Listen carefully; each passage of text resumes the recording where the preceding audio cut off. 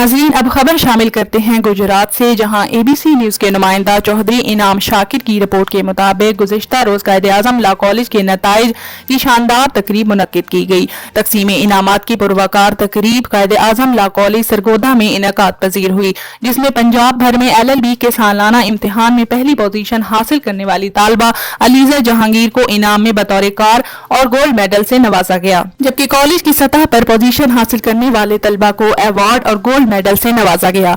तकरीब में मेहमान खसूसी प्रोसिक्यूटर जनरल पंजाब सैयद फरहाद अली शाह थे। तफसीलात के मुताबिक कायदे-आज़म लॉ कॉलेज में तकरीब तकसीम इनामात का इनेकाद किया गया।